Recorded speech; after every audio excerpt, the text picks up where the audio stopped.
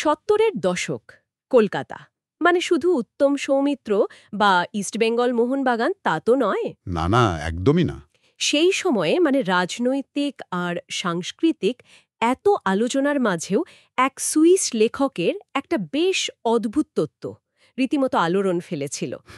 Eric von Daniken. হ্যাঁ, Erich von দানেকেন।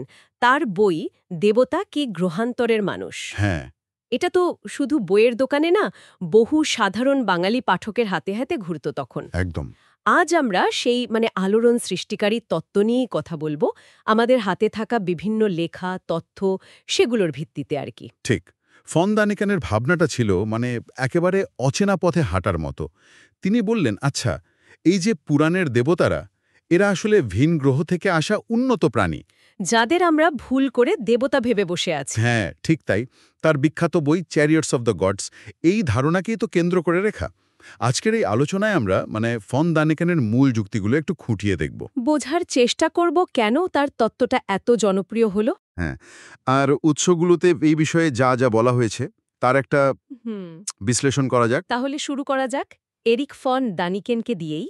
Swiss লেখক, একসময় হোটেল ব্যবসায়ীও ছিলেন শায়ার, হ্যাঁ, তাই তো শোনা যায়। যিনি বিশ্বজোড়া পরিচিতি পেয়েছিলেন তার এই বিতর্কিত প্রাচীন নভশ্চর তত্ত্বের জন্য। 60-এর দশকের শেষ দিকে যখন স্পেস রেস চলছে, মানুষ চাঁদে যাচ্ছে। ঠিক সেই সময় মানে মহাকাশ যাত্রা যখন মানুষের কল্পনাকে বিশেষভাবে নাড়া দিচ্ছে, ঠিক তখনই তিনি এই ধারণাটা সামনে আনলেন। হুম হ্যাঁ, তার মূল বক্তব্য ছিল এই যে প্রাচীনকালের অনেক স্থাপত্য, অনেক শিল্পকর্ম, পৌরাণিক কাহিনী, যেগুলোর ঠিকঠাক ব্যাখ্যা পাওয়া যায় না, মানে রহস্যময়। হ্যাঁ রহস্যময়, সেগুলোর পেছনে ভিন গ্রহের প্রাণীদের হাত থাকতে পারে। তার মতে এই প্রাচীন নভশ্চররা মানে ভিনগ্রহীরা আর কি প্রাগৈতিহাসিক যুগে পৃথিবীতে এসেছিলেন। এসে মানব সভ্যতাকে এগিয়ে দিয়েছিলেন। হ্যাঁ, এবং চলে যাওয়ার সময় এমন কিছু স্মৃতিচিহ্ন রেখে গেছেন যা আমরা আজও ভুল ব্যাখ্যা করি হয়তো। আর এই তত্ত্বকে তিনি প্রকাশ করেন তার সেই সারা জাগানো বইতে ১৯৬৮ সাল, এরিনা রোঙেন আন্দি চুকুফত। বাহ, ভবিষ্যতের স্মৃতি, যেটা আমরা ইংরেজিতে চ্যারিয়টস অব দ্য গডস আর বাংলায় দেবতা কি গ্রহান্তরের মানুষ নামে চিনি। আর বইটা বেরোনোর পরেই তো কি কাণ্ড! অভাবনীয় ঘটনা, প্রায় ৩২টা ভাষায় অনুবাদ হলো, আর বিক্রি ৭ কোটিরও বেশি কপি। ভাবা যায়, বিশেষ করে যখন শোনা যায় যে বইটার প্রথম খসড়া নাকি কেউ ছাপতেই চায়নি। হ্যাঁ, একাধিক প্রকাশক নাকি ফিরিয়ে দিয়েছিলেন। শোনা যায় এর সম্পাদক উইলহেম রগার্টসডর্ফ, উইলহেম উটারম্যান ছদ্মনামে পরিচিত ছিলেন তিনি। বইটা প্রকাশের আগে যথেষ্ট পরিমার্জনা করেছিলেন, মানে গুছিয়ে লিখেছিলেন আর কি। হয়তো সময়টাও একটা ব্যাপার ছিল, তাই না? মহাকাশ নিয়ে মানুষের আগ্রহ তখন তুঙ্গে। অবশ্যই, দ্য টাইমিং ওয়াজ পারফেক্ট। আচ্ছা, এই যে বিশাল দাবিটা যে ভিনগ্রহীরা এসে মানব সভ্যতাকে প্রভাবিত করেছে, এর সপক্ষে তিনি কি রকম প্রমাণ বা উদাহরণ দিয়েছিলেন? হ্যাঁ, দিয়েছিলেন তো। তিনি মূলত আঙ্গুল তুলেছিলেন সেই সব প্রাচীন নিদর্শনের দিকে যেগুলো মানে তার মতে তৎকালীন মানুষের পক্ষে একা একা তৈরি করা সম্ভব ছিল না। যেমন যেমন ধরুন মিশরের বিশাল পিরামিড বা ইস্টার দ্বীপের ওই অতিকায় মোয়াই মূর্তিগুলো।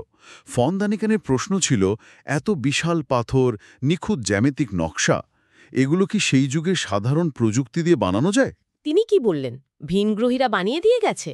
তার ধারণা ছিল হয়তো তারা সরাসরি তৈরি করেছে, অথবা তাদের দেওয়া জ্ঞান বা টেকনোলজি ব্যবহার করে মানুষ বানিয়েছে। তার মানে তিনি প্রচলিত যে ঐতিহাসিক বা প্রত্নতাত্ত্বিক ব্যাখ্যাগুলো আছে সেগুলোকে সরাসরি চ্যালেঞ্জ করছিলেন। এক কথায় হ্যাঁ, তিনি শুধু স্থাপত্য নিয়েই থামেননি, আরও কিছু জিনিসের দিকে দৃষ্টি আকর্ষণ করেছিলেন। যেমন ওই পিরিরেইস ম্যাপ। ঠিক ধরেছেন, ষোড়শ শতকের পিরিরেইস ম্যাপ। ফন দানিকেন দাবি করেন এই ম্যাপে নাকি অ্যান্টার্কটিকার বরফমুক্ত তটরেখা দেখানো হয়েছে, যেটা নাকি একমাত্র আকাশ থেকে বা মহাকাশ থেকেই দেখা সম্ভব। হ্যাঁ, তার দাবি ছিল এটাই। যদিও ম্যাপ বিশেষজ্ঞরা এই ব্যাখ্যার সাথে একেবারেই একমত নন। তারা বলেন এর অনেক সরল ব্যাখ্যাও আছে।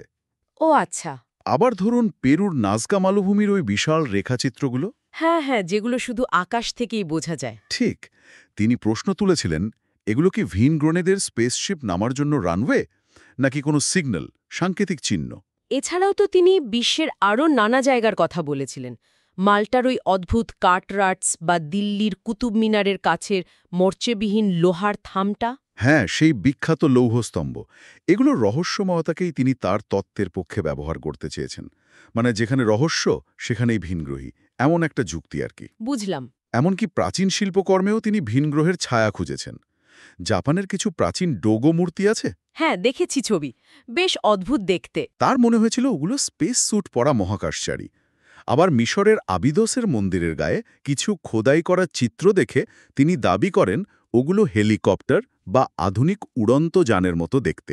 সত্যি? তার দাবি সেরকমই। মূল কথাটা হলো ফন দানিকেন এই সমস্ত আপাতদৃষ্টিতে রহস্যময় নিদর্শনকে একটা সুতোয় বাঁধার চেষ্টা করেছিলেন। কি সেই সুতো? না, এগুলো সবই ভিনগ্রহী আগমনের প্রমাণ। কিন্তু এগুলো তো নিশ্চয়ই অন্য ব্যাখ্যাও আছে। মানে প্রত্নতত্ত্ববিদ বা ইতিহাসবিদরা কি বলেন? অবশ্যই আছে। বিজ্ঞানীরা বা ইতিহাসবিদরা এগুলোর প্রত্যেকটিরই ভিন্ন মানে পার্থিব ব্যাখ্যা দিয়েছেন।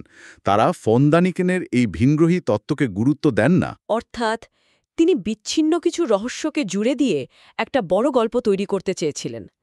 কিন্তু তিনি তো শুধু এই প্রাচীন জিনিসপত্র নিয়েই থাকেননি, ধর্ম আর পুরাণের জগতেও ঢুকে পড়েছিলেন। হ্যাঁ, এবং এপাংই তার তত্ত্বের সবচেয়ে বিতর্কিত এবং একই সাথে আকর্ষণীয় দিকগুলোর একটা। ফন দানিকানের মতে পৃথিবীর প্রায় সমস্ত প্রধান ধর্ম আর পুরাণের উৎসটা কি? না প্রাচীন মানুষের সাথে ভিন্ন গ্রহীদের সাক্ষাৎকারের স্মৃতি। মানুষ সেই ভিন্নগ্রহীদের উন্নত প্রযুক্তিকে অলৌকিক ভেবেছে আর তাদেরকেই দেবতা বা ঈশ্বর বলে পুজো করতে শুরু করেছে। এই রকম। একেবারে ঠিক। এটাই তার মূল বক্তব্য। যেমন বাইবেলের ওল্ড টেস্টামেন্টে পয়গম্বর এজেকিয়েলের দর্শনের কথা তিনি বলেছিলেন না, যেখানে উড়ন্ত চাকা আর স্বর্গমযানের বর্ণনা আছে। হ্যাঁ, ফন দানিকান সেগুলোকে সোজাসুজি স্পেসশিপের বিবরণ হিসাবে ব্যাখ্যা করেছেন। তিনি আরও এগিয়ে গিয়ে বলেছেন সিনাই পর্বতে মোজেসের পাওয়া সেই ঈশ্বরের সিন্ধুক আর্ক অব দ্য কভেনেন্ট, হ্যাঁ, সেটা আসলে ভিন্নগ্রহীদের সাথে যোগাযোগে যন্ত্র হতে পারে। একটা কমিউনিকেশন ডিভাইস আর কি। বাপরে! এমনকি বাইবেলে যে সদম আর গোমোরা শহর ধ্বংসের কথা আছে। সেটাকে তিনি পারমাণবিক বিস্ফোরণের সাথে তুলনা করেছেন। কি বলছেন? আচ্ছা, তাহলে তো ভারতীয় পুরাণের পুষ্পক রথ বা অন্য দেবদেবীর উড়ন্ত যান এগুলোও একই যুক্তিতে। অবশ্যই। ফন্দানি কিন্তু শুধু বাইবেল নয়, গ্রিক, মিশরীয়, ব্যাবিলনীয় থেকে শুরু করে ভারতীয় পুরাণ সবখানেই এমন বর্ণনা খুঁজেছেন যা তার মতে নভোযান বা স্পেসশিপের ইঙ্গিত দেয়। তার যুক্তিটা কি ছিল? এগুলো শুধু গল্প নয়? তিনি মনে করতেন এগুলো নিছক গল্পকথা নয়, বরং বাস্তব ঘটনার স্মৃতি। হয়তো সময়ের সাথে সাথে একটু বিকৃত হয়ে গেছে, মুখে মুখে বদলে গেছে, কিন্তু আসল ঘটনাটা ঘটেছিল। এটাকে বিশ্বাসযোগ্য করার জন্য তিনি নাকি ওই কার্গো কাল্টের উদাহরণ দিতেন। হ্যাঁ, দিতেন। এই কার্গো কাল্ট ব্যাপারটা বেশ ইন্টারেস্টিং। একটু বুঝিয়ে বলবেন? দ্বিতীয় বিশ্বযুদ্ধের সময় দক্ষিণ প্রশান্ত মহাসাগরের কিছু বিচ্ছিন্ন দ্বীপে যেখানে বাইরের জগতের সাথে প্রায় কোনো যোগাযোগই ছিল না, সেখানকার আদিবাসীরা বাস করত। হুম। তো যখন আমেরিকান বা জাপানি সৈন্যরা প্লেনে করে রসদ ফেলত, খাবার বা অন্যান্য জিনিসপত্র, তখন ওই দ্বীপবাসীরা, যারা আগে কখনো প্লেন দেখেনি, তারা ওই প্লেনগুলোকে আর ভেতরের মানুষগুলোকে দেবতা বা স্বর্গীয় যান ভাবতে শুরু করে। আচ্ছা। তারা নকল রানওয়ে বানাতো, কাঠের প্লেন বানিয়ে পুজো করত, এই আশায় যে আবার আকাশ থেকে ওইসব জিনিসপত্র বা কার্গো আসবে। মানে তারা টেকনোলজিটাকে জাদু ভেবেছিল। ঠিক।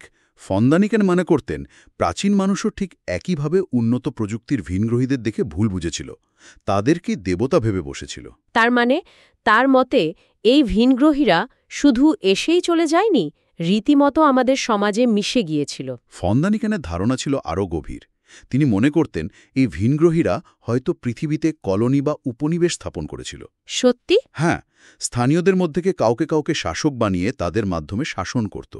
যারা অনুগত তাদের পুরস্কৃত করত, শত্রুদের দমনে সাহায্য করত, অস্ত্র দিত, এমনকি দরকার পড়লে যুদ্ধও করত। তিন মিলনের গল্প আছে। সেগুলোকে তিনি আক্ষরিক অর্থে সত্যি বলে ধরেছিলেন। তার মতে ভিন্নগ্রহীরা মানবজাতির জিনগত বিবর্তনেও ভূমিকা রেখেছে। হয়তো আমাদের ডিএনএতেও তাদের ছাপ আছে। এটা তো সাংঘাতিক কথা। তিনি এমনও বিশ্বাস করতেন যে এই ভিন্নগ্রহীরা একদিন ফিরে আসবে, হয়তো খুব শীঘ্রই, আগামী ২০ বছরের মধ্যেই। এমনকি তিনি হাজার হাজার বছর আগে স্বর্গে মহাকাশে একটা বিশাল যুদ্ধের কথাও বলেছেন। তার বইয়ের যে নাম ভবিষ্যতের স্মৃতি বা চ্যারিয়েটস অব দ্য গডস, এর পেছনেও তো একটা দারুণ কল্পনা ছিল। তিনি একটা কাল্পনিক সিনারিও বর্ণনা করেছিলেন, তাই না? হ্যাঁ, এই কাল্পনিক দৃশ্যটা তার মূল বক্তব্য বুঝতে খুব সাহায্য করে। তিনি বলছেন, ভাবুন, আজ থেকে অনেক অনেক বছর পর মানুষ আলোর গতির কাছাকাছি চলতে পারে এমন ফোটন রকেট বানিয়ে ফেলেছে। আচ্ছা। সেরকম একটা বিশাল মহাকাশযান পাড়ি দিল দূর কোনো নক্ষত্রের দিকে। এবার আইনস্টাইনের আপেক্ষিকতা তত্ত্ব অনুযায়ী কি হবে? নভোযানের ভেতরের সময় পৃথিবীর সময়ের চেয়ে অনেক ধীরে চলবে, টাইম ডাইলেশন। ধরা যাক বহু বছর পর, মানে নভোযানের হিসাবে হয়তো 140-50 বছর, কিন্তু পৃথিবীতে ততদিনে 1000 বছর পেরিয়ে গেছে।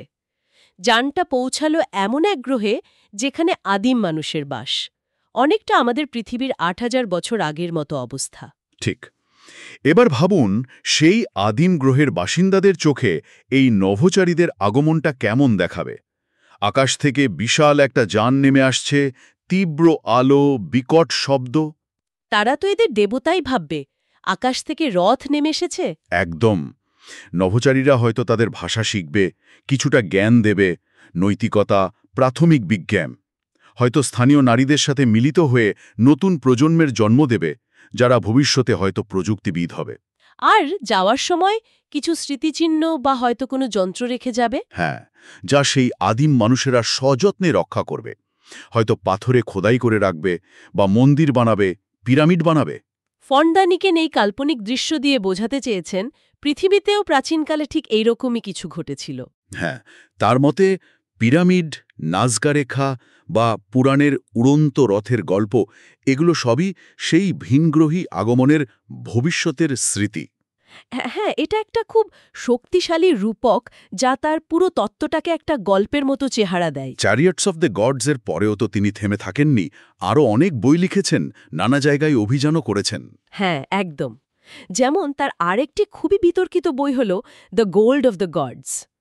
এই বইতে তিনি দাবি করেন ইকুয়েডরের কুয়েভা দে লস তাইওস নামে এক গুহায় তিনি ঢুকেছিলেন। কার সাথে? জুয়ান মরিকাজ নামে একজনের সাথে। তিনি নাকি সেখানে এক বিশাল কৃত্রিম সুড়ঙ্গ ব্যবস্থা দেখেছেন, আর তার ভেতরে সোনার পাত, অদ্ভুত সব মূর্তি আর ধাতব ট্যাবলেটে লেখা এক বিশাল লাইব্রেরি। সোনার লাইব্রেরি?